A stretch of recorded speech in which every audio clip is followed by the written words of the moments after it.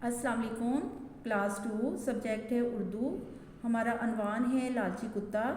लालची कुत्ता प्यारे बच्चों, इस कहानी में एक लालची कुत्ते के बारे में मैं बताऊंगी कि किस तरह से उसने लालच में आकर अपनी चीज़ भी गंवा दी जो उसके पास थी। इस कहानी से हमें ये सबक मिलता है कि लालच बुरी बला है और इससे हमें बचना चाहिए, और लालच करने का नतीजा कभी भी हमारा अच्छा नहीं होता। तो चलिए सबसे पहले हम किताब पढ़ाई करेंगे। लालची कुत्ता। एक कुत्ते को कहीं से एक गोश्त का एक टुकड़ा हाथ आ गया। वो उसे मुंह में दबाए हुए जा रहा था। वो चाहता था कि कहीं दूर जाकर दरख्त के साए में आराम करे और वहीं मज़े ले लेकर गोश्त खाए। रास्ते में एक नदी आई। वो नदी के पुल पर से गुजर रहा था कि उसकी नज़र नदी के साफ शफाफ पानी पर पड़ी और उसका अक्स पानी में नज़र आ रहा था। कुत्ता बेवकूफ़ भी था और लालची भी। उसने समझा कि नीचे पानी में कोई और कुत्ता है जिसके मुंह में गोश्त का टुकड़ा है। उसने सोचा कि अगर मैं इस पर हमला करूं और उसके मुंह से गोश्त का टुकड़ा छीन लूं तो मेरे पास बहुत सा गोश्त इकट्ठा हो जाएगा।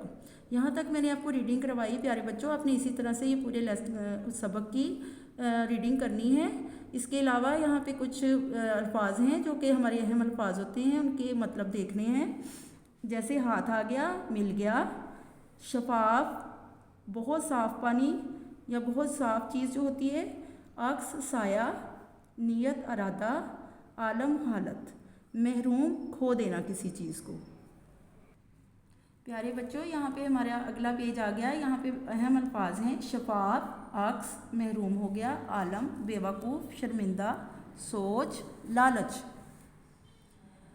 तो बेटा इसके बाद हमारे ये क्वेश्चन आंसर शुरू हो जाएंगे। इनके जवाब हमने लिखने हैं। कुत्ते के पास क्या था? कुत्ते के पास गोश्त का टुकड़ा था। सवाल नंबर 2 है वो कहाँ जाना चाहता था? वो दरख्त के साए में जाना चाहता था। नंबर 3, कुत्ते ने मुंह खोला तो क्या हुआ?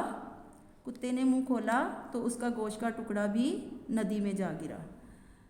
हमारी अगली सरगर्मी शुरू हो जाएगी। सरगर्मी नंबर 2, सबक में से 4 ऐसे लफ्ज़ चुनकर लिखें जिनके शुरू में काफ है। कुत्ता, किनारे, करूं, कोई। अगला सवाल है हमारा, जुमले बनाएं। हाथ, मेरे 2 हाथ हैं। आराम, मुझे आराम करने दो। दरख्त, ये दरख्त बहुत बड़ा है। लालच, लालच बुरी बला है। भूख, कुत्ते को भूख ने सताया। अगली सरगर्मी है हमारी नंबर 4, वाहिद लफ्ज़ के साथ इसकी जमा लिखें। जैसे कि यहाँ पे मिसाल दी गई है। तो बेटा मैं यहाँ पे आपको बताऊँगी, वाहिद वो चीज़ होती है जो एक चीज़ होती है और 2 या 2 से ज़्यादा चीज़ें जो हैं वो हमारी जमा में आ जाती हैं। जैसे कि कुत्ता, कुत्ते, किनारा, किनारे, टुकड़ा, टुकड़े, साया, साए, मज़ा, मज़े, फ़ायदा, फ़ायदे। अगले पेज पे हम आए। यहाँ पे हमारी सरगर्मी नंबर 2 है, दुरुस्त जवाब के गिर्द दायरा लगाएं। कुत्ते के पास क्या था? रोटी का टुकड़ा, गोश्त का टुकड़ा, एक हड्डी, कुछ भी नहीं, गोश्त का टुकड़ा। इसको हम सर्कल कर देंगे।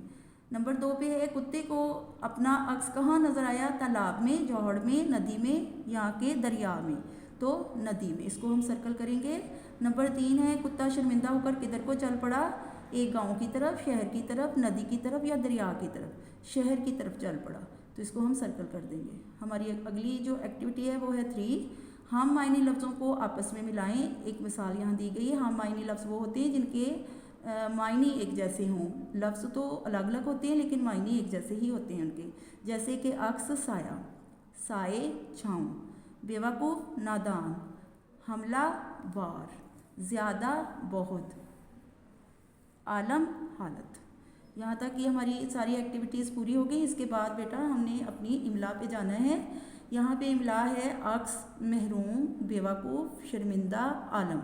इसको अपने कॉपी के ऊपर लिखना भी है ताकि आपको लिखना आ जाए, और पूरी अपनी एक्टिविटीज़ को याद करके कॉपी के ऊपर लिखना है। बेटा ये मैंने आपको पूरा पढ़ाया है। उम्मीद है आपको सारे समझ आ गई होगी। तो अल्लाह हाफिज़।